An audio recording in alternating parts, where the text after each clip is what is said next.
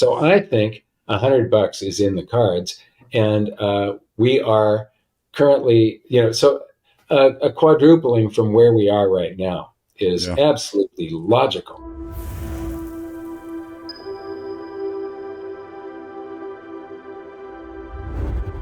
Well, give us some hope, give us some ideas. I mean, what should people be doing right now? I mean, you're obviously you believe strongly in precious metals. I mean, should people be buying?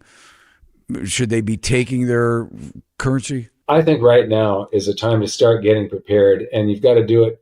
You got to do your own research and prepare in the way that you think is best, whether that's uh, Bitcoin or gold and silver or emergency food. Or, Hmm. I mean, what you want to do is prepare for the worst and hope for the best. And that is exactly what I've done. So I've got bets in both directions, basically, where things go along great. I've got some things that are going to prosper. I've also got bets for everything falling apart. And I'm a big precious metals investor. I wrote the two best-selling books on investing in precious metals, and I worry about gold and silver going up because they go up in crises. And I've written, if you read my book, you would understand why gold and silver are going up right now. The book lays out the case. I mean, I spent $250,000 paying a research team and then printing, but for 4 years, me and a few other researchers were haunting the Federal Reserve, the Bank of England, the Congressional Budget Office, and so on and so forth, and really digging in deep on how all of this works. And the compilation of all of it is The Great Gold and Silver Rush of the 21st Century, my book. And, I'm surprised we're setting record highs in gold, and then silver has just recently shot up like a rocket. And I was showing everybody this in videos. I was showing the technical indicators that were saying it was going to break out soon. We had these giant cup and handle patterns, which is a technical pattern, followed by a triple top on gold and if you look at the fundamentals, it has to break it one day. It has to break it to the upside. And if it does that, it's very powerful. The triple top created an inverse head and shoulders, which was part of the handle of the giant cup and handle. And so all of these technical indicators lined up, and it broke that. And we've had what I called a slingshot move. And I have been making videos all last year saying that gold is getting ready to do this. There's going to be a slingshot move coming, so get ready. And then silver, I basically said the same thing, and it is doing that right now. Yeah. We're up in the 28s, and it was down at like 23 just a few weeks ago. And it's the there's we're in a territory now where there's not a whole lot of resistance going up until you get up to the $48 region, 48 to 52, and there's going to be some resistance. But if you I sent you just a single slide earlier. Can I read you these a little bit from these Yeah. two Let's pull it pages up. of my Yep. book? Yep. Yeah, that's 2 pages from my book. And so the numbers below show where the silver price would be relative to its 1980 peak. Now, in 1980, I'll just continue reading. With the price derived simply by multiplying the 1980 52.50 high. Now, people always say $50.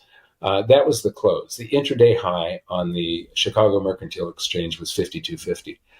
By the percentage rise in these other categories since then to their most recent price peaks in the last decade. And so, the Federal Reserve and everybody always uses inflation. Well, there's a lot of different types of inflation, and the CPI I call the CP lie because they've been fiddling with it since the Reagan administration. Every administration fiddles with it a little bit. It's the Bureau of Labor Statistics that puts it out. So the BLS, and I think the labor has nothing to do with it. So it's the BS that puts out the CP lie. Anyway, that it would require if you just go to the Bureau of Labor Statistics website and you use their tool and you put in 5250 January 1980, you get an inflation adjusted price of $200 per ounce of silver. If you use a median price single family home in the United States, it's $468. If you use the Wilshire 5000 stock market index, the percentage rise since January of 1980, and you apply that to silver, you get $2,178 per ounce. If you use the 10-year Treasury bond, you get $1,059. US GDP, you get $468. The currency in circulation, how much has the currency supply expanded? You get $971 if you adjusted silver for the amount of dollars that are out in circulation, paper Federal Reserve notes. The M2 currency supply, which includes bank credit, which is most of the currency supply, is $781 per ounce silver. MZM, which they no longer publish, the Fed discontinued it in February of 2021. But back then, it was $1,250. And then if you average all of these, you come to $921 per ounce is the true inflation adjusted 1980 high of silver. And you can't name anything else in society that is selling at a discount today to its 1980 price. Yeah, so you think it's going to go way up? I think silver is absolutely destined for triple digits. Now, these numbers are ridiculous numbers. I don't expect it to go to these kind of numbers. I do expect it to surpass 100, 150, unless the dollar is going down at a rapid rate. Then the price of anything can ultimately be infinity. If the dollar goes away, the price starts to soar because the price inflation isn't the stuff changing, it's the dollar losing purchasing power.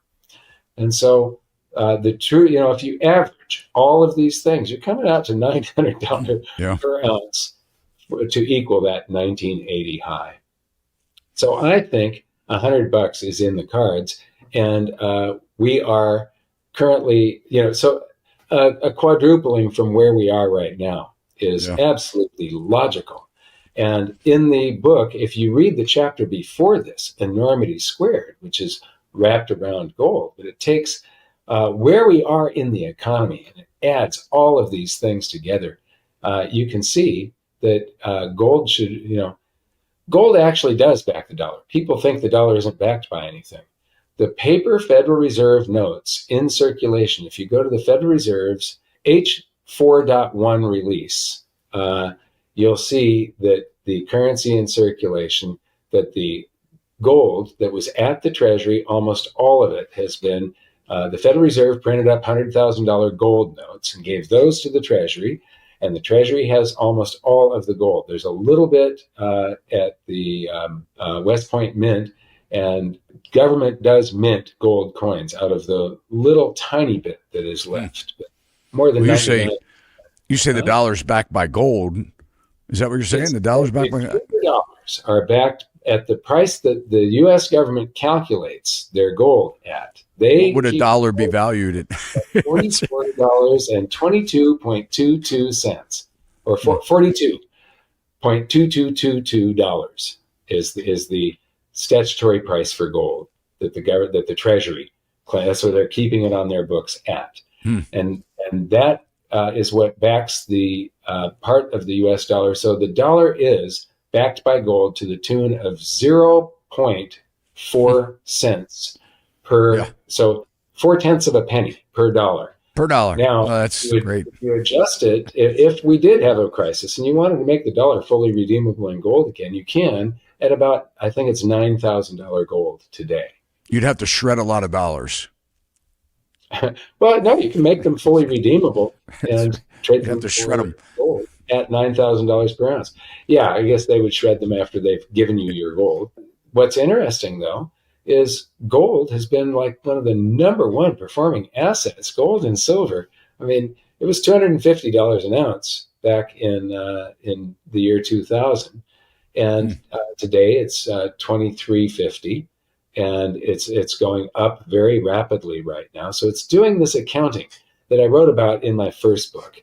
You create a whole bunch of fiat currency, and gold lies in wait, and then suddenly does this big accounting. And it did that in 1933, or 1934, actually. It did it in the 1970s to January of 1980, and it's doing it again. And there are these brief moments in history where the safe haven asset that you run to protect your wealth also simultaneously becomes the asset class that has the biggest potential gains in absolute purchasing power. In other words, how much real estate are you going to be able to buy per ounce? How many barrels of oil, tons of iron, or shares of stock? And so if you look at things like the Dow gold ratio, single family median price home divided by the price of gold over a century, you can see these waves and cycles. And right now we're in the one where, if you sell shares of stock right now, or a home, and then buy precious metals, you're probably going to be able to buy 10 to 20 times more homes or stock someday in the future. That sounds insane, but it's happened before. It's just take a look at what happened in the 1970s.